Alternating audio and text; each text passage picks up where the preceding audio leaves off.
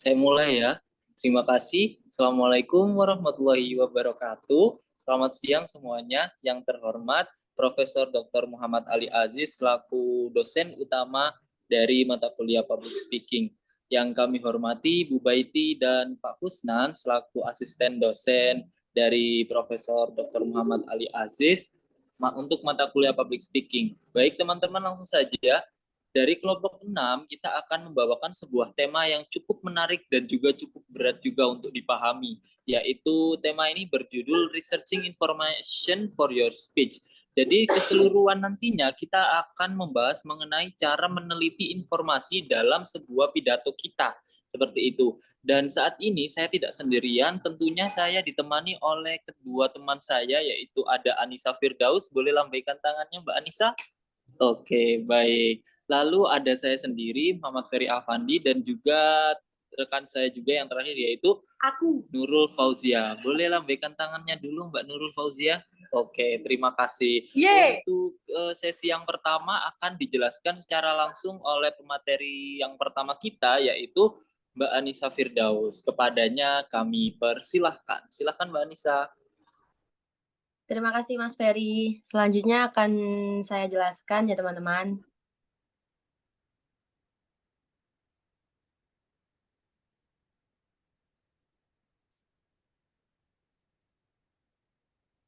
We will talk about this first. Cari dan evaluasi sumber informasi.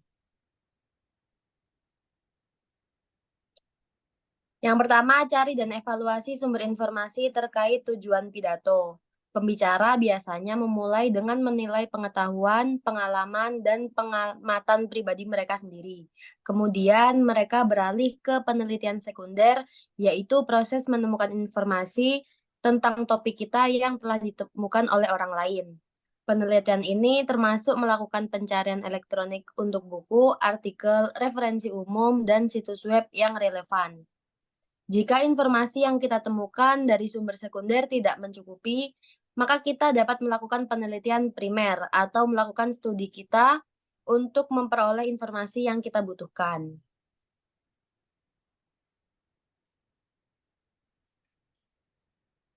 Cari dan evaluasi sumber informasi terkait tujuan pidato melalui yang pertama ada pengetahuan pribadi, pengalaman, dan pengamatan.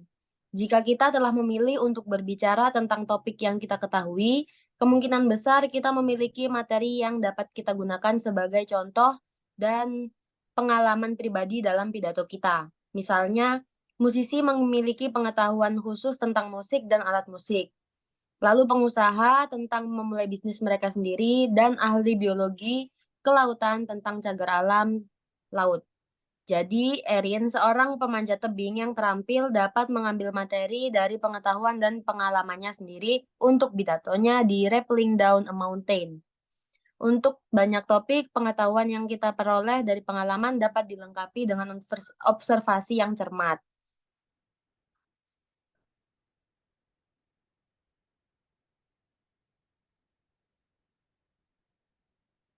Lalu ada penelitian sekunder. Penelitian sekunder yaitu proses menemukan informasi tentang topik kita yang telah ditemukan oleh orang lain. Sebagian besar pembicara mencari informasi di buku, artikel, dan sumber khusus lainnya.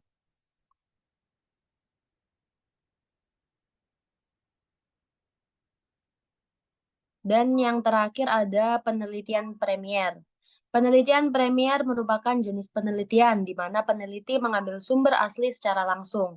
Namun perlu diingat bahwa penelitian primer jauh lebih padat karya dan memakan waktu daripada penelitian sekunder. Dan di dunia profesional tentunya jauh lebih mahal. Jika kita telah melakukan pencarian mendalam dari sumber sekunder, namun kita tidak dapat menemukan informasi yang kita butuhkan, penelitian kita dapat lakukan melalui survei atau wawancara dengan memeriksa artefak atau dokumen asli, atau dengan bereksperimen. Selanjutnya akan dijelaskan oleh Mbak Zia.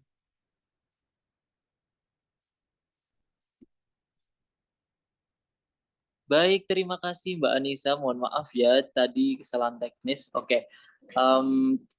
penjelasan yang cukup menarik sekali bahwa pertama tadi kita harus mengevaluasi sebuah informasi dalam sebuah pidato tersebut. Untuk yang kedua, yaitu mengenai menentukan dan mengevaluasi sumber. Jadi di dalam pidato yang biasanya kita sampaikan itu pasti terdapat berbagai macam sumber dalam tujuannya. Nah, sebenarnya apa sih menentukan dan mengevaluasi sumber itu? Nah, untuk topik kali ini akan saya jelaskan sendiri, yaitu tujuan dari kegiatan ini adalah untuk membantu kita menyusun daftar sumber potensi untuk kita saat berpidato. Apakah ada poin-poinnya untuk menentukan dan mengevaluasi sumber atau mungkin caranya? Tentu saja ada. Oke, slide selanjutnya Mbak Zia.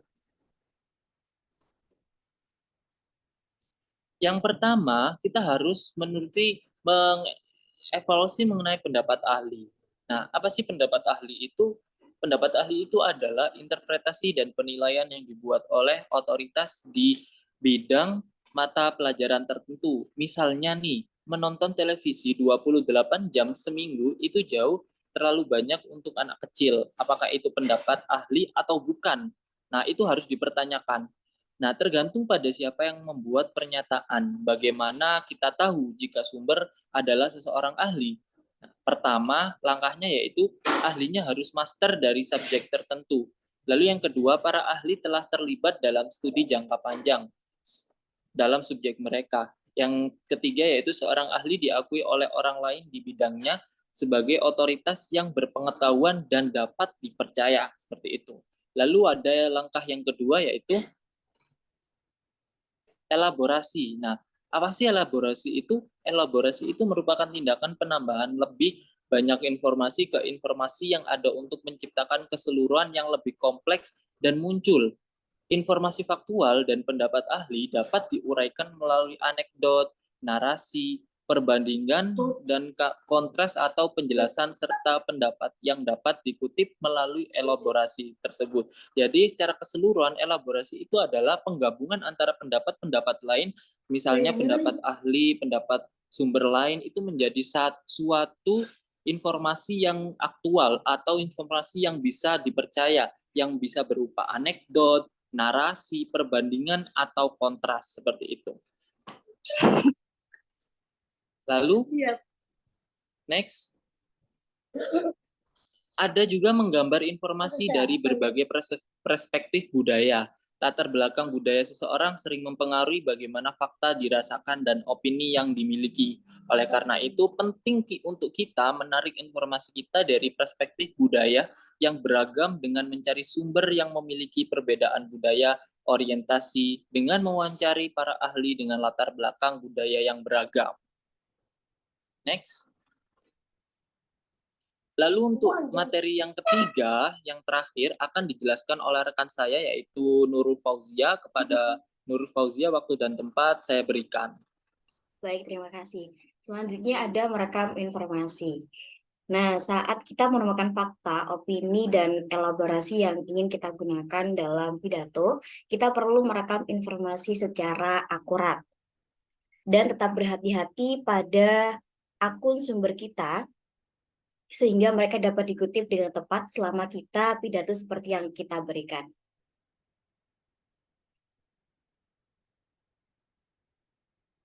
Ada strategi dalam merekam informasi. Yang pertama, mempersiapkan kartu riset.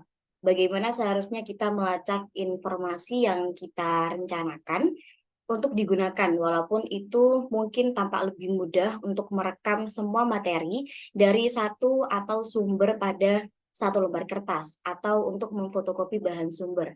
Memilah dan menyusun bahan tersebut jauh lebih mudah bila setiap item dicatat secara terpisah. Jadi bijaksana untuk merekam informasi pada kartu indeks yang memungkinkan kita menemukan, mengatur, dan juga mengatur ulang setiap item informasi yang kita siapkan untuk pidato kita. Yang kedua ada mengutip sumber dalam pidato. Nah, dalam pidato kita, seperti dalam komunikasi apapun, di mana kita menggunakan ide yang bukan milik kita. kita perlu mengakui sumber ide dan pernyataan kita. Secara khusus menyebutkan sumber kita tidak hanya membantu audien dapat mengevaluasi konten, tetapi juga menambah kredibilitas kita. Selain itu, mengutip sumber akan memberikan bukti nyata tentang kedalaman penelitian kita. Tidak mengutip sumber, terutama ketika kita menyajikan informasi yang dimaksudkan untuk memperkuat poin kontroversial adalah tidak etis. Selain itu, kegagalan untuk mengutip sumber secara lisan dalam pidato kita merupakan plagiarisme. Next.